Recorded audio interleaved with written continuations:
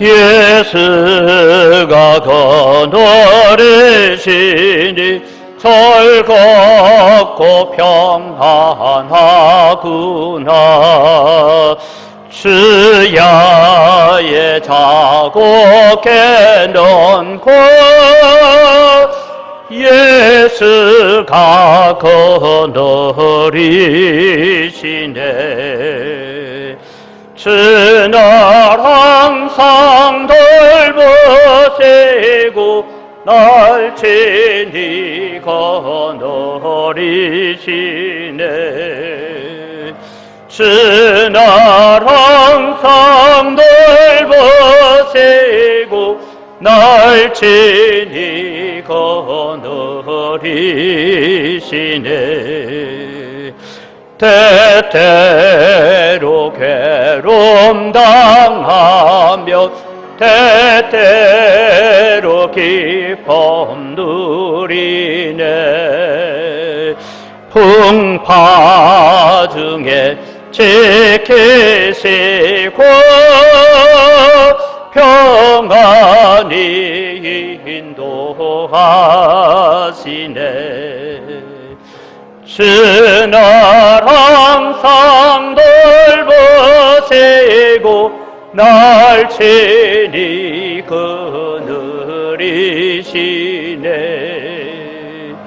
주날 항상 돌보시고 날 친히 거느리시네. 내 주의 손을 붙잡고 천국에 올라가겠네.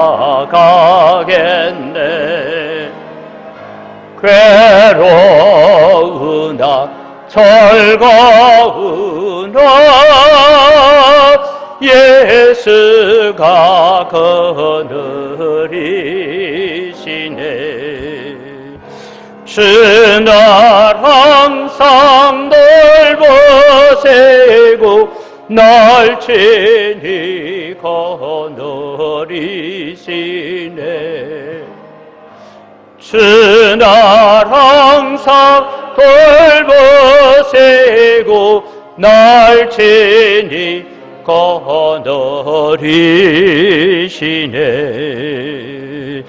이 세상 이별할 때에 마귀의 권세 이기네. 천국에 가는 거길도 예수가 거느리시네. 주날 항상 돌보시고 날 친히 거느리시네. 주날 항상 돌보시고 날 친히 거느리시네. 아멘.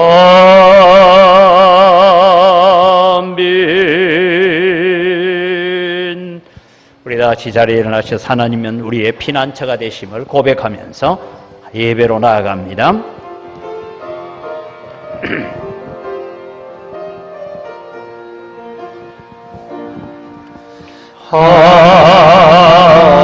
하나님은 우리의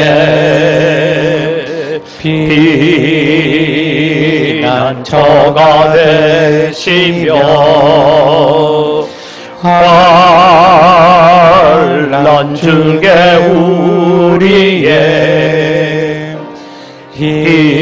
힘과 도움이시라.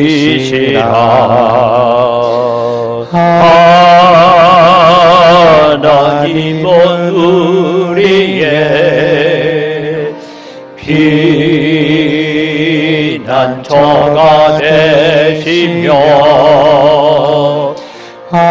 환난 중에 우리의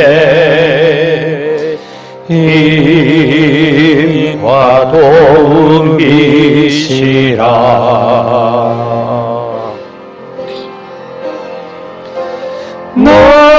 너희는 가만히 계소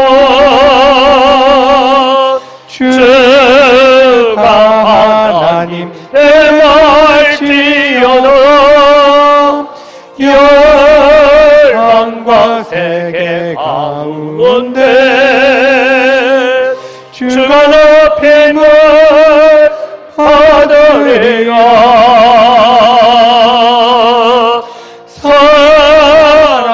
사랑합니다 내 아버지 찬양합니다 내 음악 나가여 선포합니다 예수 그리스도 주님 오심을 기다리며 이 시간 우리 하나님 앞에 기도할 때 하나님 한 주간 동안 살아오면서 우리가 하나님의 마음을 섭섭하게 하고 사람의 마음을 섭섭하게 한 것 있으면 용서하시고 하나님 또 우리가 하나님 아닌 세상으로 우리의 마음이 치우쳐 갔다면 하나님 우리의 마음을 이 시간 다시 주께로 돌이켜 주옵소서. 우리 함께 기도하며 나아갑니다. 살아계신 아버지 하나님 은혜를 이 시간 감사합니다. 오늘 또 저희들을 예배자로 불러주시고 예배자로 설 수 있는 은혜를 저희들에게 허락해 주신 것 감사합니다. 오늘 또 하나님을 예배하기 위하여 이 자리에 섰습니다.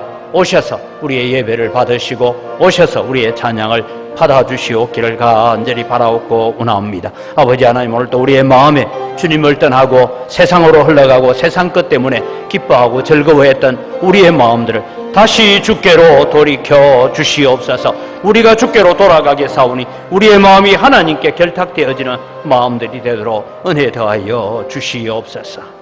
살아계신 아버지 하나님 은혜를 이 시간 감사합니다.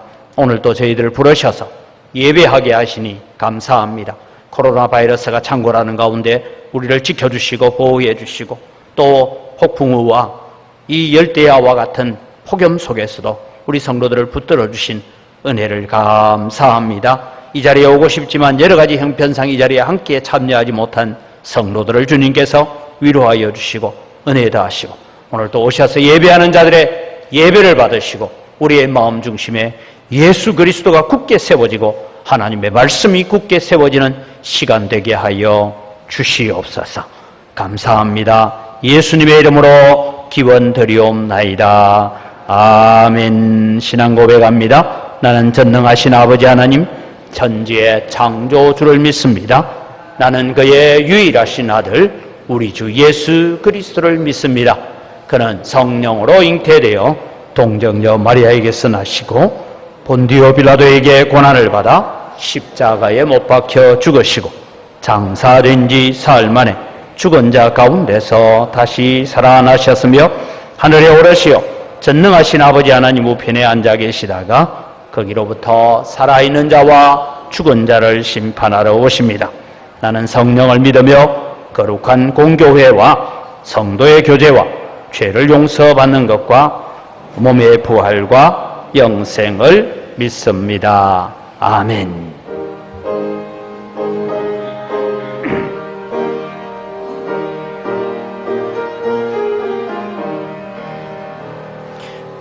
즐겁게 간직할라 반갑고 좋은 날 내 맘 별평케하니 즐겁고 기쁜 날 이 날에 천한 만민 다 보좌 앞에서 참되신 섬의 일체 다 찬송 부르네. 이 날의 하늘에서 새 양식 내리니 성회로 모이라고 종소리 울리니 복음의 밝은 빛으로 온 세상 비치며 도영생 모래 홀로 시원케 하시네.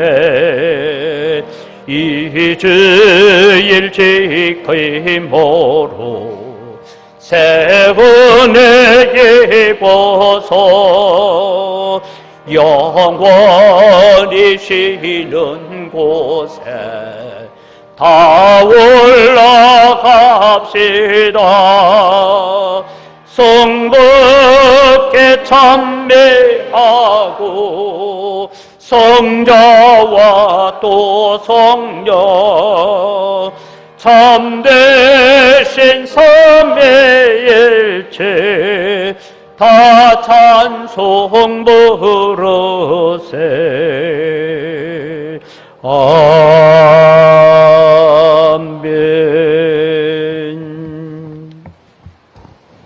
사랑과 은혜가 풍성하신 하나님 아버지,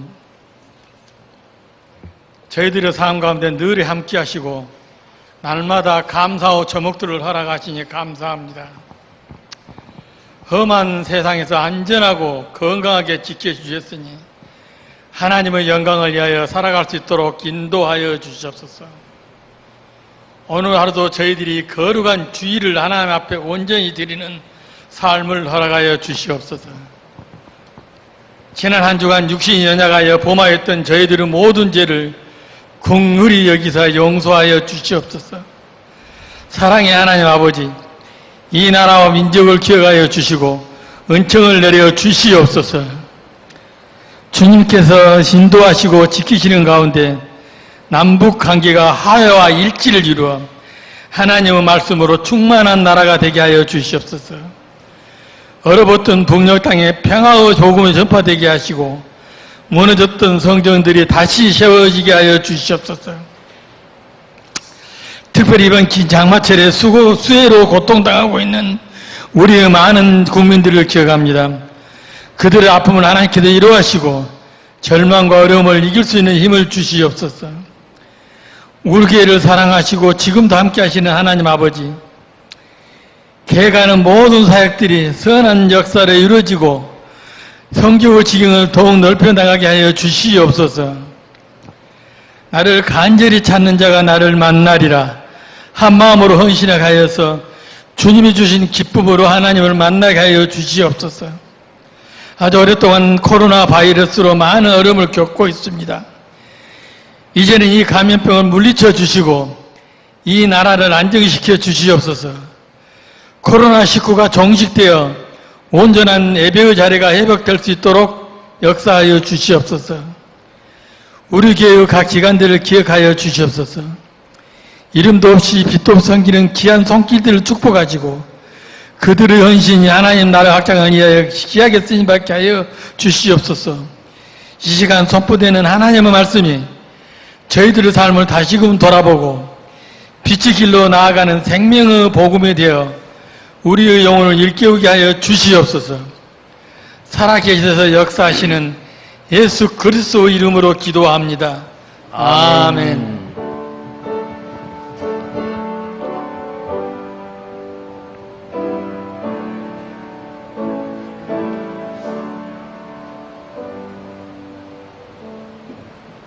오늘 우리에게 주신 하나님 말씀입니다. 출애굽기 13장 1절에서 16절까지의 말씀입니다. 출애굽기 13장 1절에서 16절 말씀 봉독합니다. 여호와께서 모세에게 일러 이르시되 이스라엘 자손 중에서 사람이나 짐승을 막론하고 태에서 처음 난 모든 것은 다 거룩히 구별하여 내게 돌리라. 이는 내 것이니라 하시니라. 모세가 백성에게 이르되 너희는 애굽 곧 종되었던 집에서 나온 그날을 기념하여 유교병을 먹지 말라. 여호와께서 그 손의 권능으로 너희를 그곳에서 인도해 내셨음이니라. 아비벌 이날에 너희가 나왔으니 여호와께서 너를 인도하여 가나안 사람과 헷 사람과 아모리 사람과 히위 사람과 여부서 사람의 땅 곧 내게 주시려고 내 조상들에게 맹세하신 바 젖과 꿀이 흐르는 땅에 이르게 하시거든 너는 이 달에 이 예식을 지켜 1회 동안 무교병을 먹고 7째 날에는 여호와께 절기를 지키라. 이래 동안에는 무교병을 먹고 유교병을 내게 보이지 아니하게 하며 내 땅에서 누룩을 내게 보이지 아니하게 하라. 너는 그날에 내 아들에게 보여 이르기를 이 예식은 내가 애굽에서 나올 때에 여호와께서 나를 위하여 행하신 일로 말미암음이라 하고 이것으로 내 손의 기호와 내 미간의 표를 삼고 여호와의 율법이 내 입에 있게 하라. 이는 여호와께서 강하신 손으로 너를 애굽에서 인도하여 내셨음이니 해마다 절기가 되면 이 규례를 지킬지니라. 여호와께서 너와 내 조상에게 맹세하신 대로 너를 가나안 사람의 땅에 인도하시고 그 땅을 내게 주시거든 너는 태에서 처음 난 모든 것과 내게 있는 가축의 떼에서 태에서 처음 난 것을 다 구별하여 여호와께 돌리라. 수컷은 여호와의 것이니라. 나귀의 첫 새끼는 다 어린 양으로 대속할 것이요 그렇게 하지 아니하려면 그 목을 꺾을 것이며 내 아들 중 처음 난 모든 자는 대속할지니라.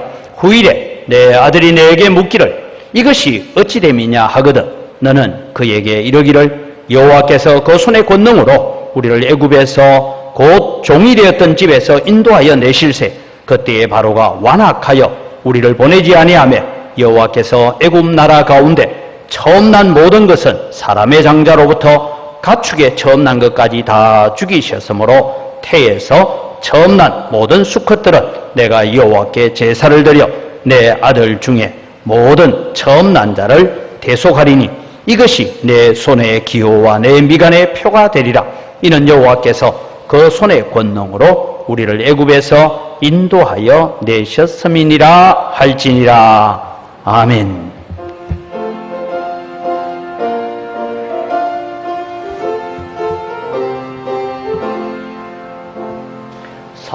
삼천리반도 금석강산 하나님 주신 동산 삼천리반도 금석강산 하나님 주신 동산 이 동산에 할 일 많아 사방의 분을 불었네 곧 이날에 일 가려고 누가 대답을 할까 일하러 가세 일하러 가 삼천리 강산 위에 하나님 명령 받았으니 반도강산에 일하러 가세 삼천리 반도 금수강산 하나님 주신 동산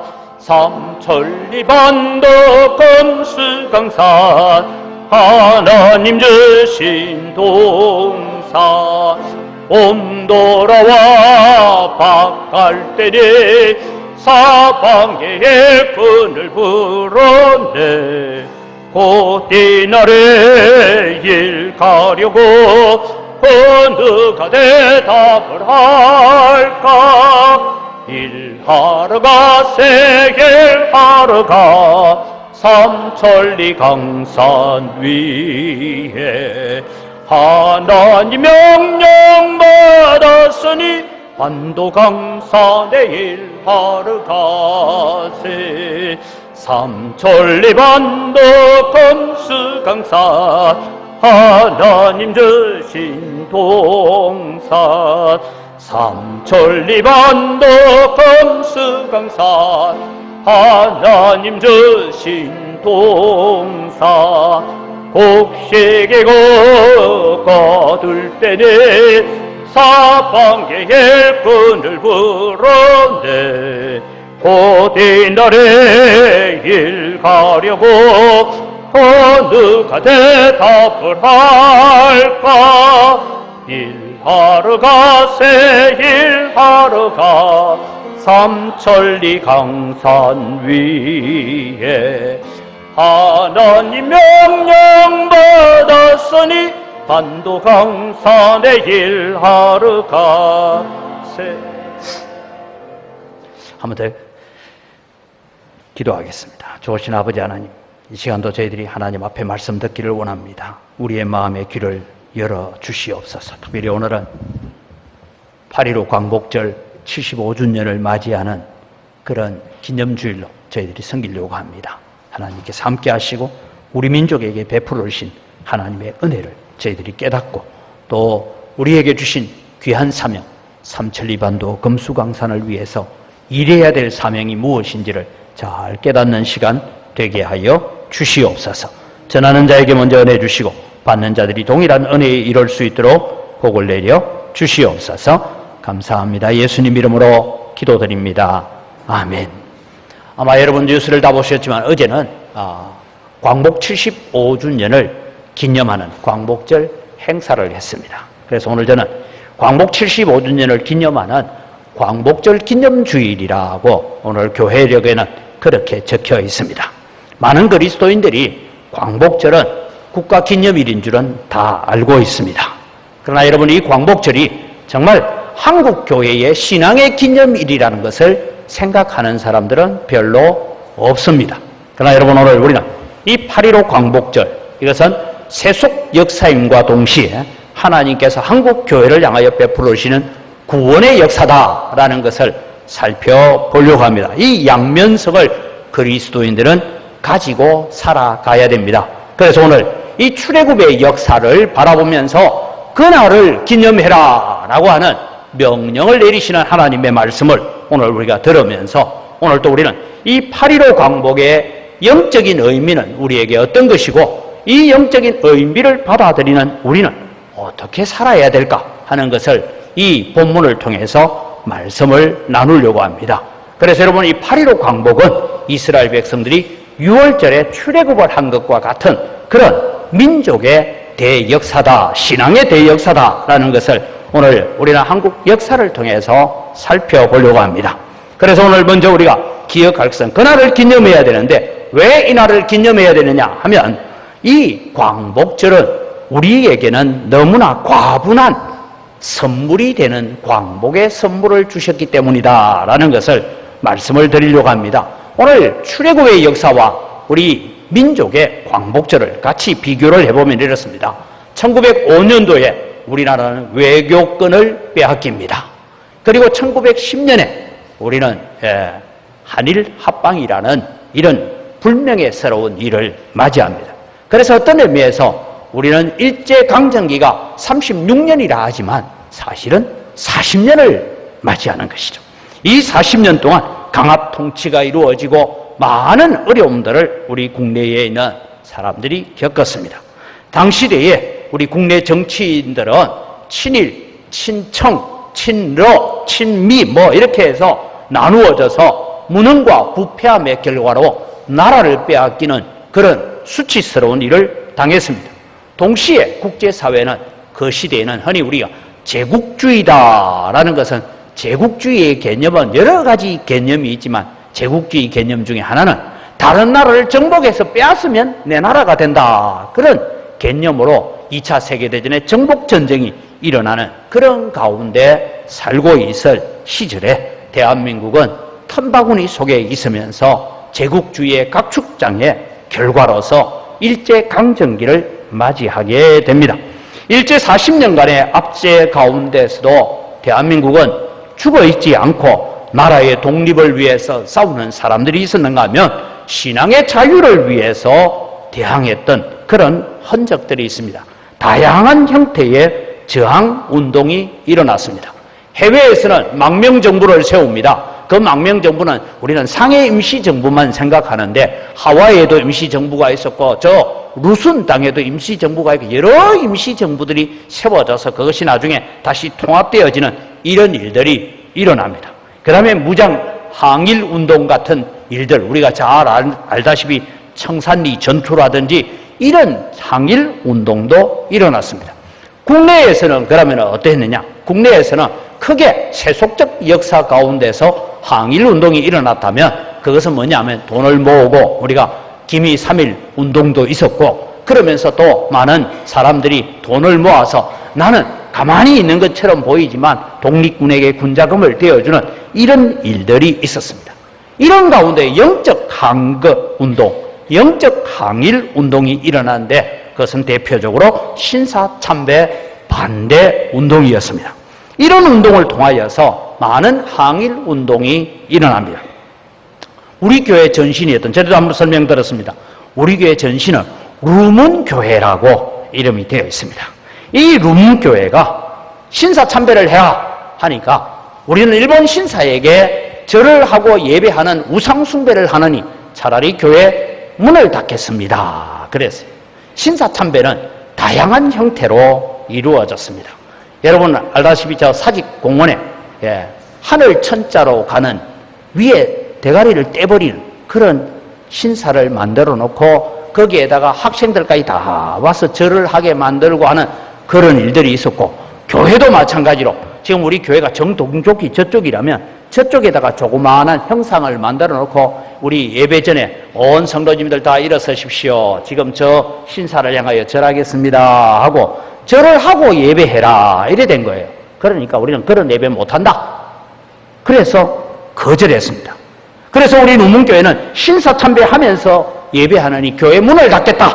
그러고는 교회 문을 닫아버린 믿음의 강도를 가진 선배들을 가진 것이 우리 영광교회입니다. 해방이 되었습니다. 해방이 되고 난 다음에 우리 영광교회가 이제 다시 복원을 해야 되겠다라고 했는데, 저도 어저께 하도 그래서 찾아봤는데 여러분 우리 주보에 47년 3월 10일이 되어 있는데 제가 날짜를 추적해 보니까 47년 3월 10일은 장로님들 월요일이에요. 그러니까 뭐가 기억을 잘 못한 거예요. 그러니까 주일날 예배를 모였으면 9일이 돼야 돼요. 그래서 9일날 다시 옛날에 신사참배 반대했던 성도들이 모여서 예배를 드리기 시작하면서 누문교회가 다시 회복되어집니다. 이런 회복의 역사를 우리가 가져오면서 우리 교회가 뭐 했냐? 47년도 교회를 다시 회복하면서 재건하면서 우리 교회가 심령대 부흥회를 해야 되겠다. 그래서 심령대 부흥회를 하면서 강사를 누구를 불렀냐? 평양 감옥에서 이제 옥중 성도로 계시다가 이제 추록한 한상동 목사님을 우리 교회 부흥 강사로 모시고 말씀을 들어야 되겠다. 그래서 강사로 모시고 이제 전단지를 만들어서 뿌리니까 그때 당시에 전남노회라고, 이 전남노회는 신사참배를 적극적으로 참여하면서도 교회를 지키자 이랬던 소위 신사참배자들이 그런 목사를 강사로 부르지 마라 이래 됐어요. 그러니까 여러분 이제 한상동 목사님을 강사로 부를 거냐 말 거냐 가지고 전남노회하고 우리 루문교회가 충돌이 일어납니다. 그래서 루문교회는 뭐냐? 그럼 우리는 전남노회를 탈퇴하겠다. 노회 탈퇴를 하고, 이게 뭐 법적으로 말하면 행정보류 이러는 거 탈퇴를 하고, 그래도 우리는 어디 속해야 되니까 어디 갈고 하니까 한상동 목사님이 속해 있는 저 마산에 있는 경남노회로 가입을 합니다. 그러니까 여기서 여러분 지금은 그래도 도로가 좋죠. 옛날에는 경남노회 마산까지 가려면 이게 보통 일이 아닙니다. 그런데 마산노회로 가입을 해요.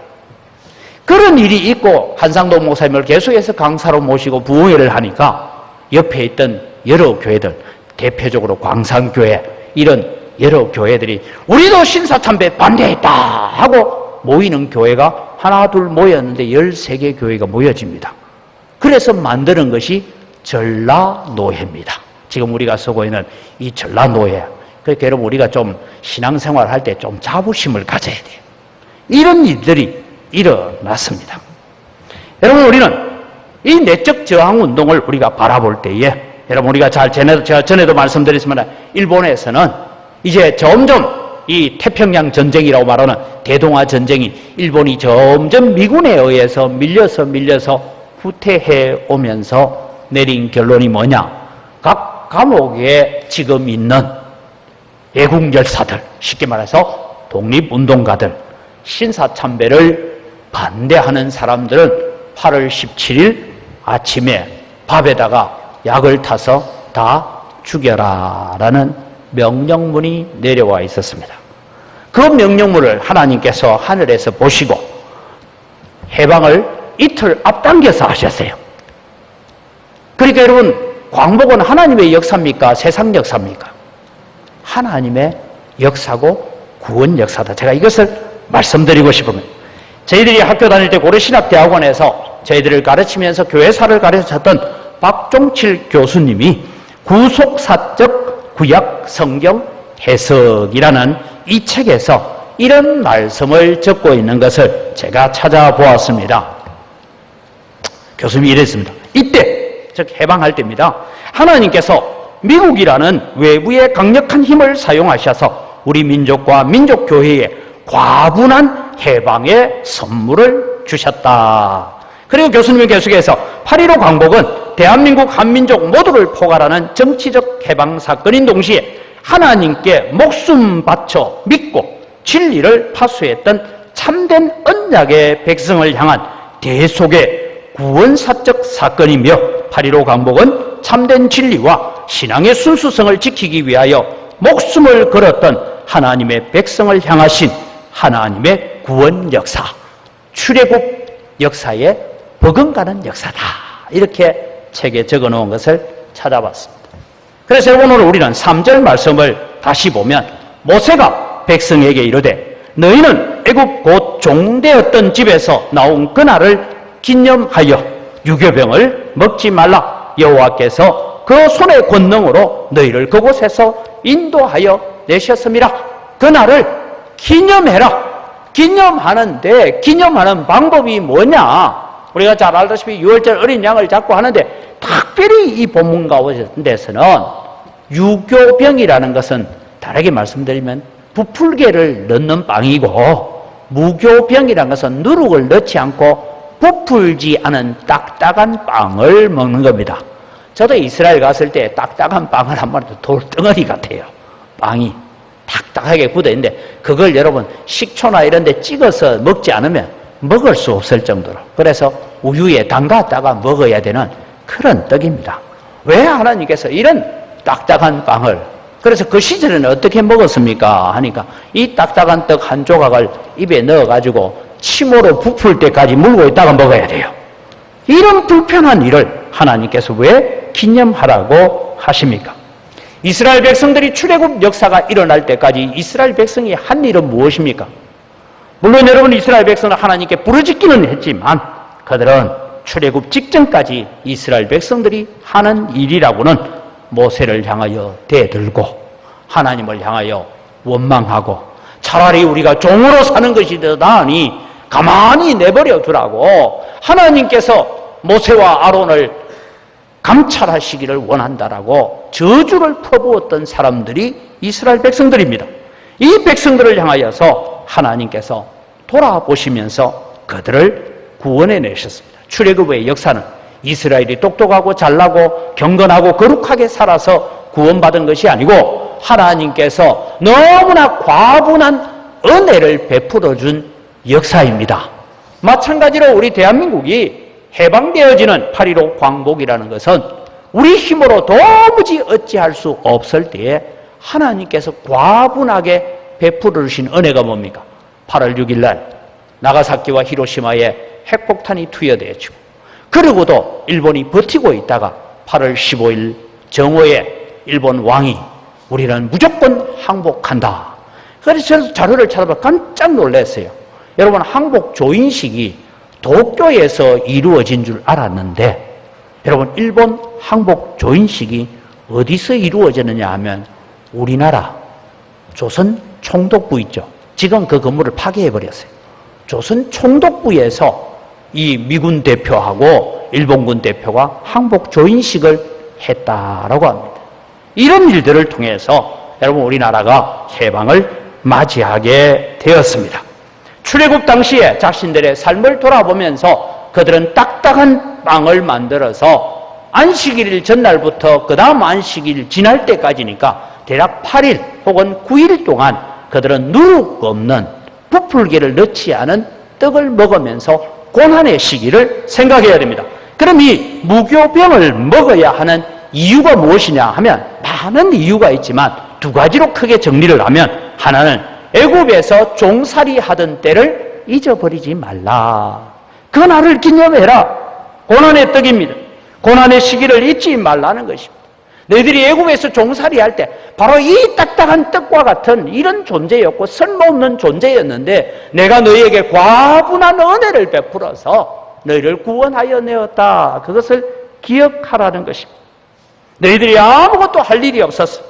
고난당하면서 부러지고 원망하고 불평하고 살 때에 내가 너희들을 구원하여 내었다라는 것입니다. 일제의 탄압과 공출로 사실 제가 일부러 논산에 그 공출을 담당했던 본부가 있었던 지역, 지금도 거기 가면 일본 건물들이 그대로 있습니다. 저 군산에, 제가 군산에 한번 가봤어요. 여기서 수많은 쌀을 배에 실어서 일본으로 보내면서 내가 농사 지은 쌀 나는 먹지 못하고 일본으로 공출 보냈던 여러분 우리 선조들의 가슴 아리를 생각해 보니까 분노도 일어나고 서글프기도 하고 뭐 이런 마음들이 만감이 교차하는 것을 제가 느꼈습니다. 내가 지은 쌀농사를 가지고 나는 쌀밥 먹지 못하고 굶주리고 살아야 돼. 그런 조상들을 생각해 보면 우리는 8.15 광복절만이라도 쌀밥 한 그릇 먹으면서 하나님 앞에 감사할 수 있는 여러분 되기를 바랍니다. 요즘은 못 먹어서 문제가 아니고 쌀 빼려고 문제잖아요, 지금. 이런 시절을 우리가 맞이한 것은 하나님께서 우리에게 베푸는 과분한 은혜인 줄 믿으시기 바랍니다. 이런 은혜를 우리가 받았다는 것이죠. 고난의 시기를 잊어버리면 결국은 어디로 갑니까? 우상숭배와 쾌락과 육체의 방종으로 흘러갈 수밖에 없더라라는 것입니다. 그래서 이 무교병을 먹으면서 애굽의 종살이를 기억해라. 두 번째로 이 무교병을 먹어야 되는 이유는 과거의 죄로 얼룩진 행위로부터 단절해라. 이것을 말씀하고 있는 것입니다. 성경에는 누룩은 주로 죄로 상징될 때가 있습니다. 너희는 바리새인들의 누룩을 주의해라. 그들의 가르침. 그 다음에 악하고 괴악한 누룩을 너희들에게 제거해라. 그래서 누룩은 주로 죄를 얘기하고 있습니다. 이스라엘 백성들이 애굽에서 원망하고 불평하고 거역할 뿐만 아니라 광야에서 출애굽하고 난 다음에도 금송아지를 만들어서 죄로 얼룩진 삶을 살았습니다. 광야에서 원망하고 불평하다가 뱀에게 물려 죽는 사건도 있고 광야에서 음행하다가 죽는 사건도 있고 이런 사건을 하나님께서 보시면서 이제 너희들이 가나안 땅에 들어가거든 죄의 삶을 단절하고 하나님만 바라보고 십계명 중심하는 삶을 살아라. 그것을 기억하게 하는 것이 뭐냐? 무교병을 먹어라 이 말입니다. 오늘 여러분 우리는 살아가면서 기억해야 합니다. 8.15 광복을 기념하는 세상 사람들이 8.15 광복을 기념하는 그런 태도가 아니라 오늘 우리가 8.15 광복 75주년을 어제 했지만 기념하는 주일로서 예배드리면서 우리는 신사참배를 반대하면서 목숨까지도 바쳤던 그들의 신앙을 어떻게 본받아야 될까? 그것을 기억해야 되고 사자굴에 들어가더라도 나는 기도하기를 멈출 수 없다라던 다니엘처럼 7배나 뜨거운 풀무불 앞에서도 너부갓네살이여 우리는 당신에게 할 말이 말할 필요가 없다.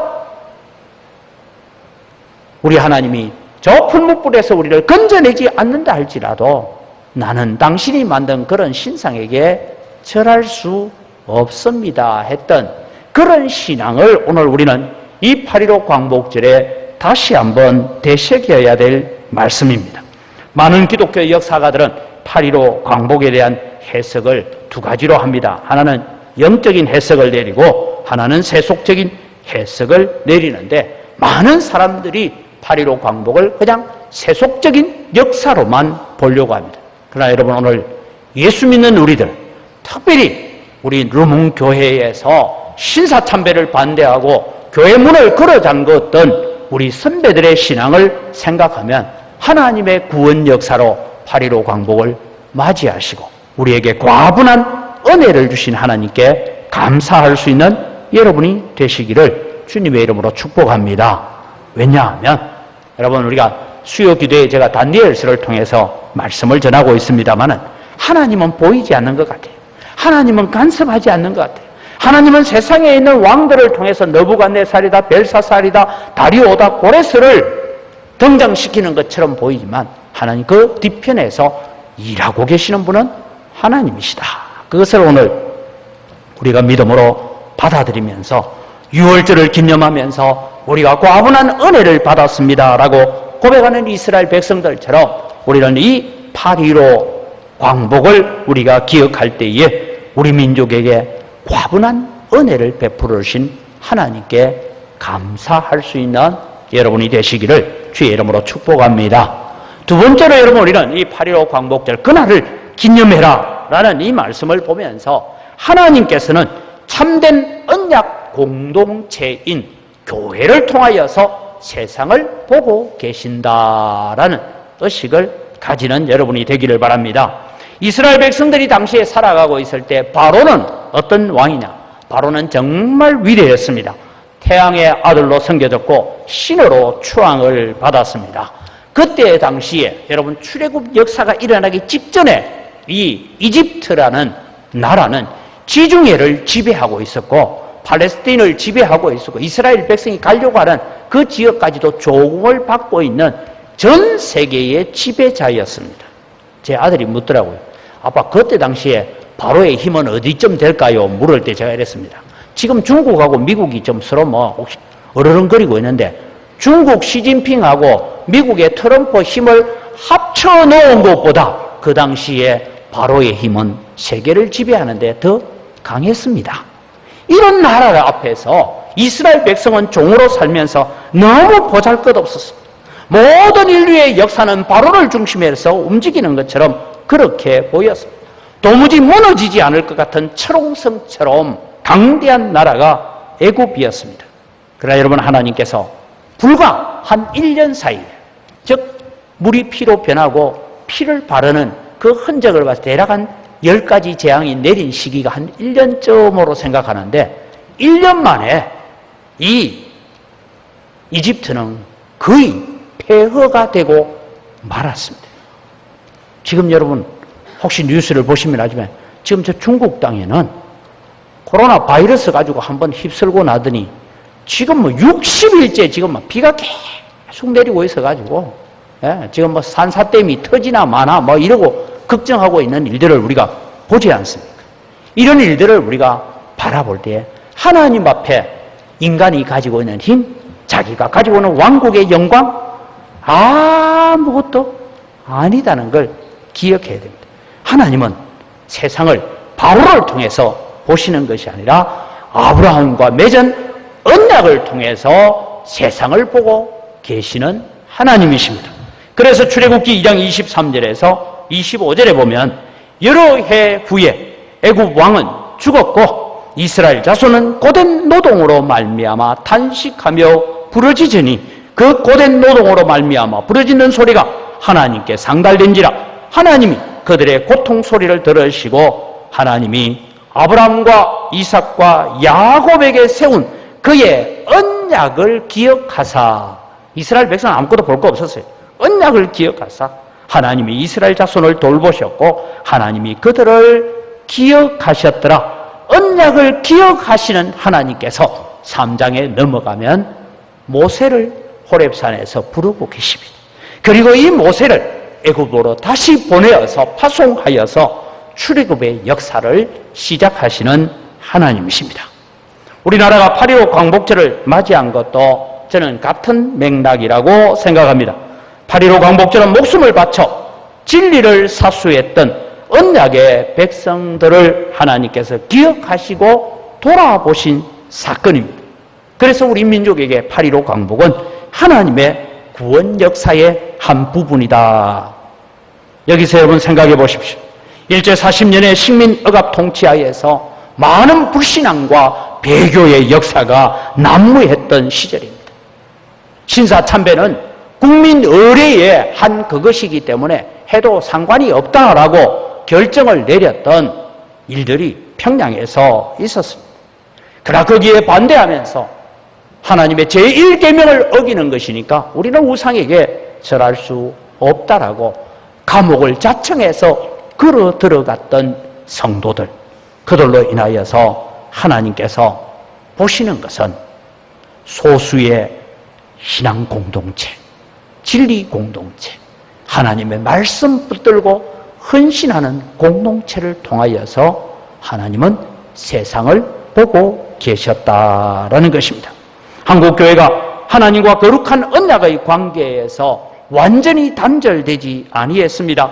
애적 아합 시절에 바알에게 무릎 꿇지 않은 7,000명을 내가 남겨놓았다 하신 것처럼 하나님 앞에 신사참배를 반대하고 우리는 여호와 신앙을 버릴 수 없습니다라고 부르짖었던 그들의 소수의 언약의 백성들을 보시고 하나님께서 긍휼을 베풀어 주신 사건은 8.15 광복이다라는 것입니다.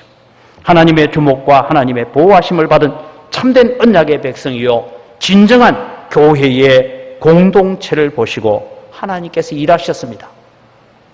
37년에 신사참배 가결을 하고 난 다음에 1940년경부터 많은 교회들은 흩어졌습니다. 가정집과 바닷가에서나 산속에서나 동굴에서 지하실에서 전전긍긍하면서 우리는 신사참배하지 아니하고 하나님을 예배해야 된다고 숨어서 신사참배 반대운동을 하면서 이 운동이 전국적으로 번져가기도 했지만 이 일에 우리의 믿음의 선조들은 신앙을 지켜갔습니다. 일본 경찰에 의해서 체포되고 구금되고 수많은 순교자들이 일어났습니다. 대부분 모진 고문과 학대를 받다가 8.15 광복이 되는 그날 아침에 나라가 광복되었습니다 하고 감옥에 와서 광복의 사실을 알리는데 우리 믿음의 선배들 가운데 제대로 걸어서 나온 사람이 없습니다. 다 부축을 받고 나왔어. 모진 고문에 성한 곳이 없었어.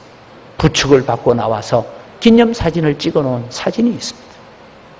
하나님의 기적 같은 간섭으로 1945년 민족 해방과 더불어서 그들이 추록하여서 추록성도라고 말씀하고 있습니다. 하나님께서는 바로를 통해서 세상을 보시는 것이 아니라 고통받는 이스라엘 백성을 통하여 세상을 보시듯이 하나님은 세계에 있는 열방의 나라와 경제적인 힘과 그런 것을 통해서 보시는 것이 아니라 오늘 또 예배를 회복해야 우리가 살 수 있다. 하나님과의 관계가 회복되어야 우리가 살 수 있다고 하나님을 찾는 여러분을 통해서 하나님은 세상을 다스려 가시기를 원하시는 줄 믿으시기 바랍니다. 이것이 오늘 우리가 가져야 될 신앙입니다. 마지막으로 여러분 8.15 광복을 기념하는 교회와 성도가 감당해야 될 숙제가 있습니다. 이스라엘 백성들은 6월절을 통하여서 해방되었습니다. 홍해를 건넜습니다. 광야 생활을 통해서 많은 하나님의 은혜를 받았고 만나와 메추라기와 구름기둥과 불기둥의 보호를 받았습니다. 그러나 그들은 하나님을 거역함으로 40년 동안 광야를 떠돌다가 드디어 가나안 땅에 들어왔습니다. 가나안 땅에 들어와서 이스라엘 백성이 해야 할 일이 무엇입니까? 하나님의 약속의 땅, 그 땅에 우리가 들어왔으니까 잘 먹고 잘 살아야 됩니까? 출애굽기는 하나님께서 이스라엘 백성을 이렇게 구원하시는 이유, 애굽에서 너희를 해방시켜서 약속의 땅 가나안을 주시는 목적이 무엇인지를 분명하게 설명하고 있습니다. 출애굽기 19장 5절 6절 말씀을 보면 세계가 다 내게 속하였나니 너희가 내 말을 잘 듣고 내 언약을 지키면 너희는 모든 민족 중에서 내 소유가 되겠고 너희가 내게 대하여 제사장 나라가 되며 주목하십시오. 너희가 내게 대하여 제사장 나라가 된다라는 말에 주목해 거룩한 백성이 되리라. 너는 이 말을 이스라엘 자손에게 전할지니라.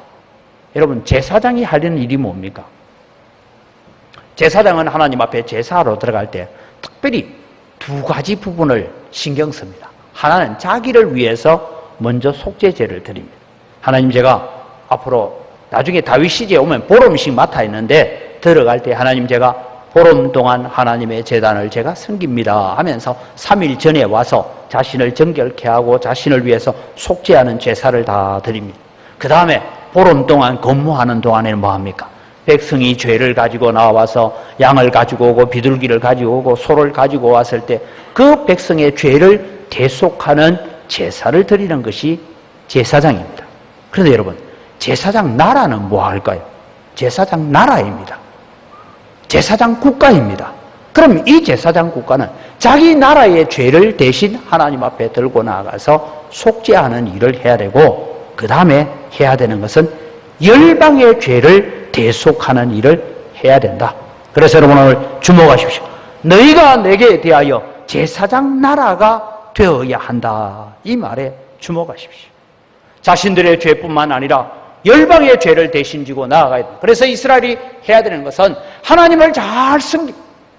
그래서 하나님으로부터 복을 받습니다. 하나님을 바르게 섬깁니다. 그래서 복을 받습니다. 그것을 열방들이 바라보고, 야, 저 나라는 신상도 없고 뭐 신전도 없고 없는데 어떻게 저렇게 복을 받느냐. 그래서 열방으로 하여금 주께로 돌아오게 만드는 이 사역을 하라고 하나님께서 출애굽의 역사를 주셨고, 하나님께서 이스라엘을 가나안 땅을 주셨다는 것입니다. 그런데 이스라엘은 이 부분에 실패했다라는 사실을 우리가 잘 알고 있습니다. 오히려 열방을 본받아서 우상숭배의 길을 걸어가다가 망하고 말았습니다. 사랑하는 성도 여러분, 8.15 광복은 75년 전에 한 번 일어난 사건으로 종결된 것이 아닙니다. 아직도 우리에게 미완성의 광복절 과제가 남아 있습니다. 우리에게 과분한 축복을 주시면서 한국 교회에 하나님께 숙제를 주셨는데, 많은 숙제가 있지만 오늘 저는 그 숙제를 4가지를 정리해 봅니다. 하나는 하나님의 말씀에 입각한 진리와 순수 신앙의 보존이라는 숙제를 우리가 잘 해가야 됩니다. 왜 그렇습니까? 생명 바쳐 투쟁했던 신사참배 반대운동과 같은 진리운동이 우리 가운데 일어나야 됩니다. 세속화되어 가고 있는 우리의 마음을 주께로 돌이켜놓는 여러분 되시기를 바랍니다.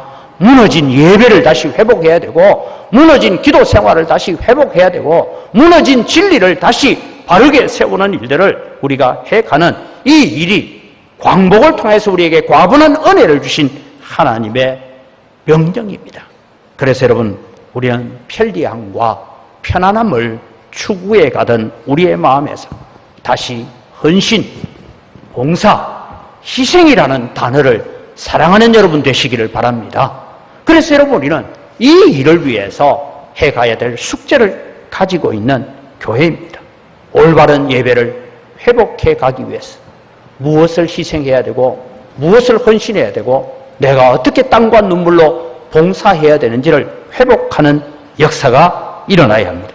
두 번째, 한국 교회와 성도는 세상의 빛과 소금이 되라는 숙제를 잘 감당해야 됩니다.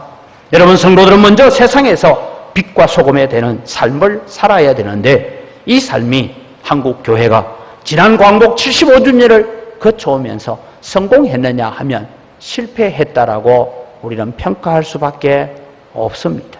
왜요?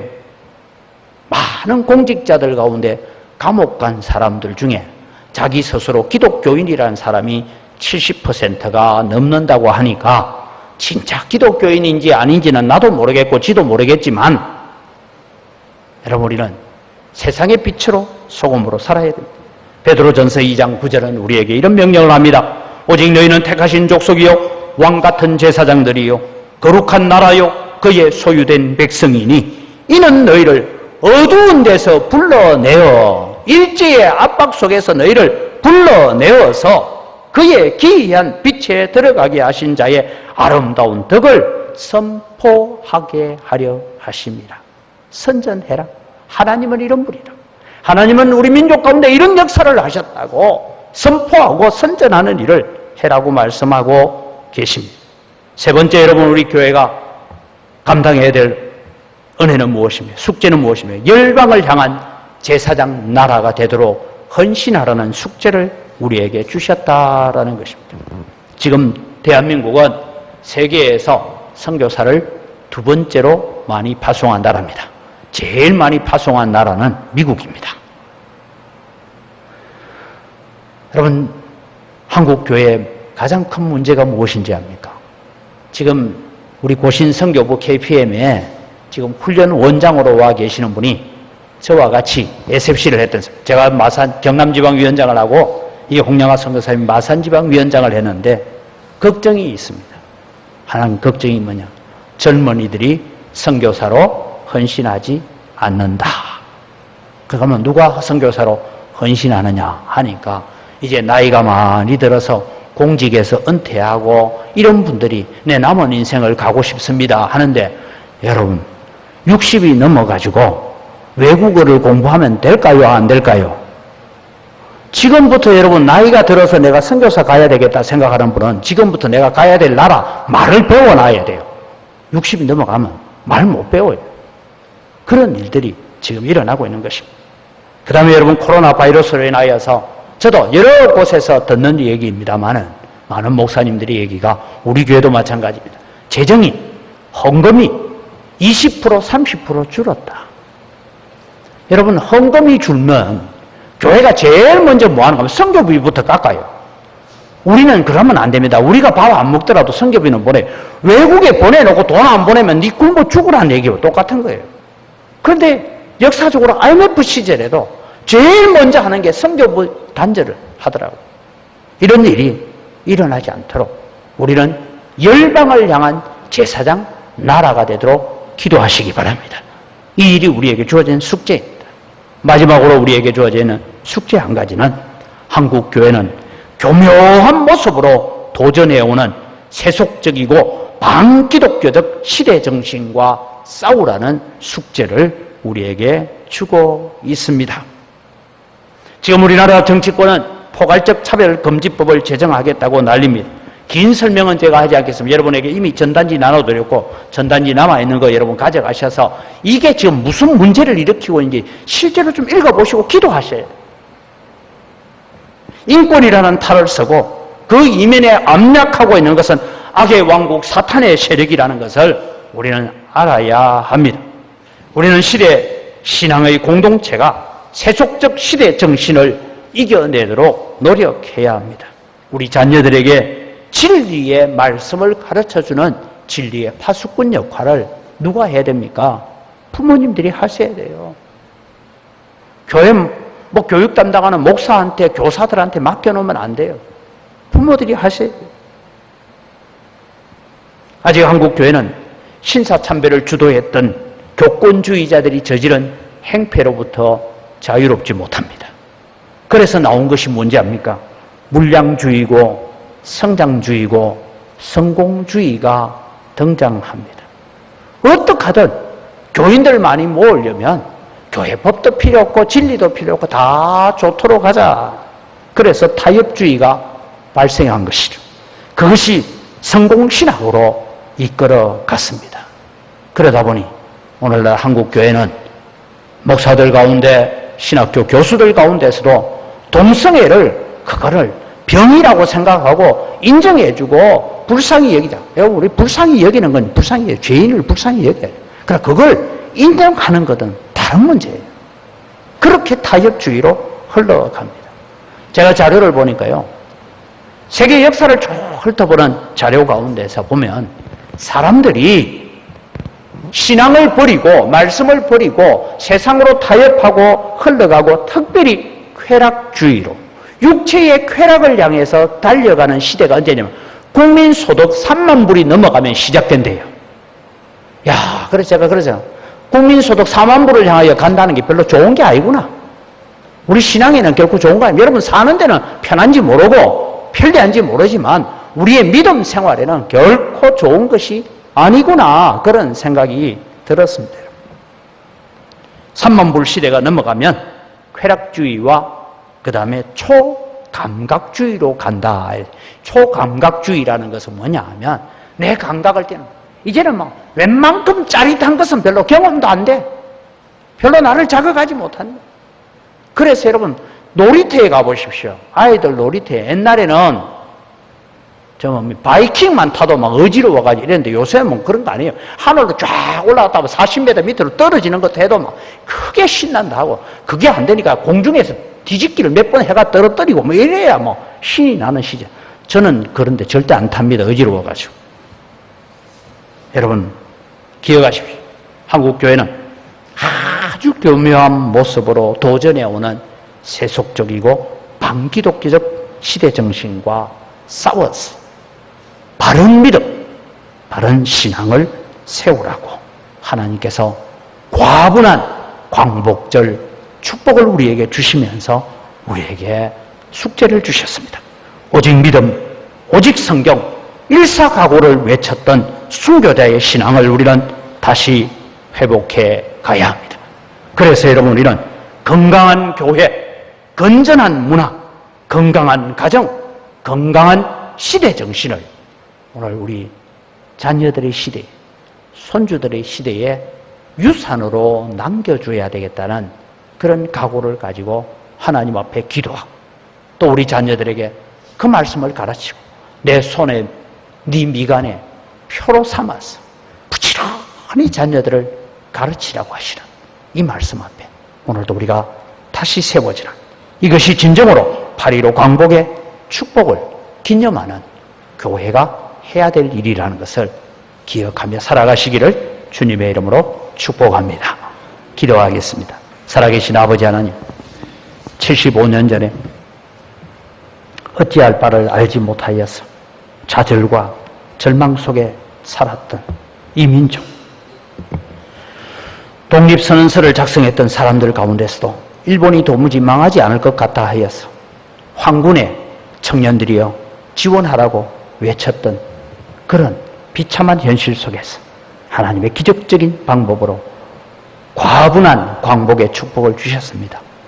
이 축복을 주시면서 우리에게 숙제를 주셨습니다. 이 숙제를 우리가 잘 감당하는 한국교회가 되어지도록 도우시고, 우리 영광교회가 이런 숙제를 하나님이 우리에게 맡기신 사명인 줄 알고 감당해내는 저희들 되게 하여 주시옵소서. 감사합니다. 예수님 이름으로 기도드립니다. 아멘.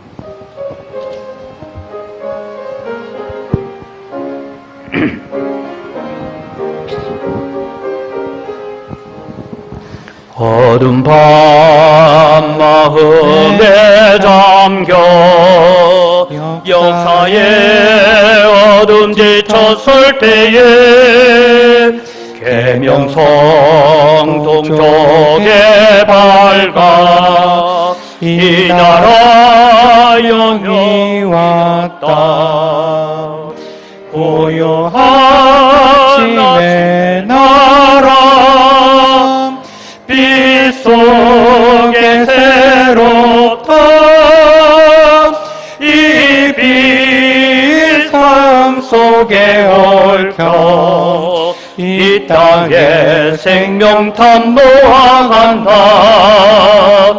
옥토에 뿌리는 깊어 하늘로 줄기가 솟을 때 가지 먹만을 해요.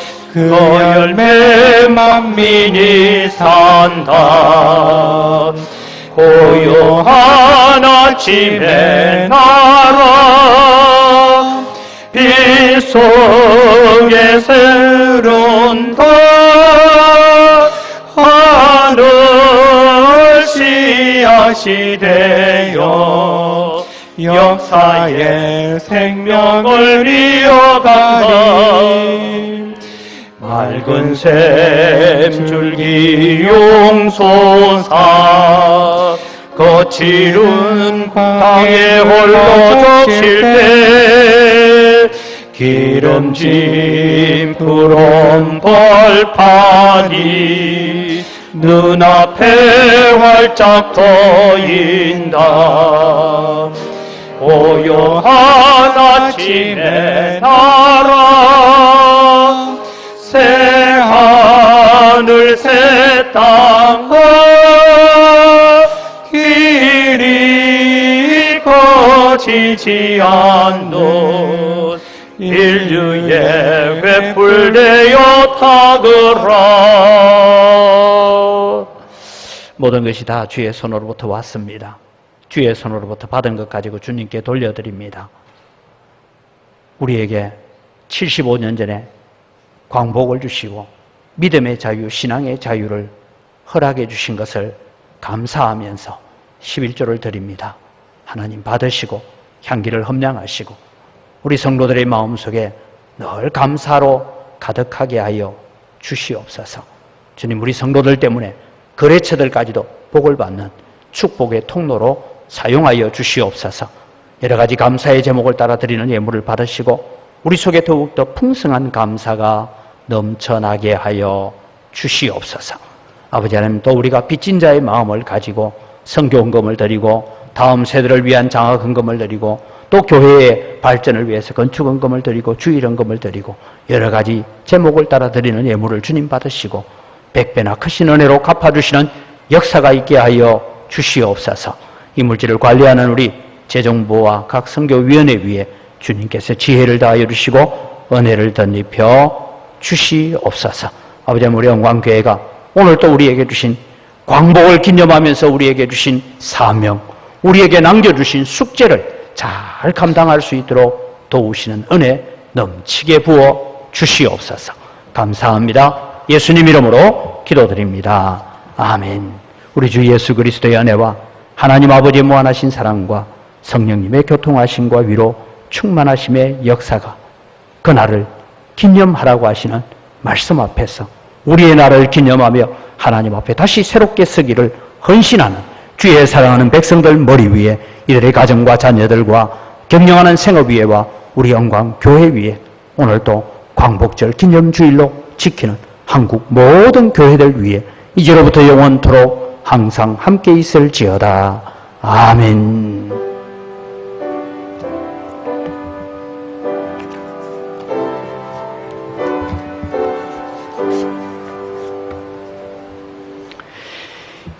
예배를 마칩니다. 우리 옆에 있는 분들과 인사합시다. 광복절 숙제 잘합시다. 우리 광복절에 잘하시기 바랍니다. 예배 공지는 기억을 하시고 예배 후에 바로 즉석에 당회가 있습니다. 당회원들 참여하시기를 바라고요. 신종 코로나 바이러스가 지금 또 광주에서 등장하는데 지금 광주에 코로나 바이러스가 걸린 사람들은 우리가 흔히 말하는 유흥업소에 종사하는 사람들 중에서 걸렸다, 그런 얘기가 있습니다. 그래서 그럼에도 불구하고 여러분 잘 하셔야 될 일이 있어요. 마스크 착용, 코까지 잘 덮고 계셔야 되고 그 다음에 또 하셔야 돼요. 손 씻기 잘하고 그 다음에 이 손을 눈, 코, 입에 안 가져가기. 만약에 코가 가렵다 하거든 얼른 가서 손을 씻고 코를 해야 되지. 그것만 하면 예방이 된다 하니까 여러분 좀 기억을 하시기를 바랍니다. 그 다음에 여러분 우리가 예배의 회복을 위해서 기도를 해 주시기를 바랍니다. 제가 배정순 전도사님과 저는 이번 한 주간 휴가입니다. 기억하시고 우리 임진 집사님 남편이 돌아가셨습니다. 그래서 어제 우리가 장례 위로 예배를 드렸습니다. 다음 주에 교회 오시거든 또 함께 위로해 주시고 격려를 해 주시기를 바랍니다. 우리 함께 축복하겠습니다.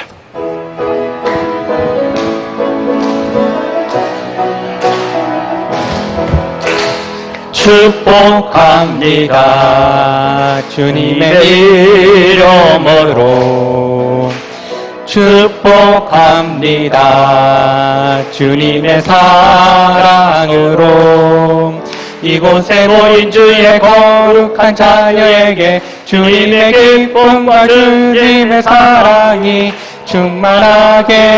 충만하게 넘치기를.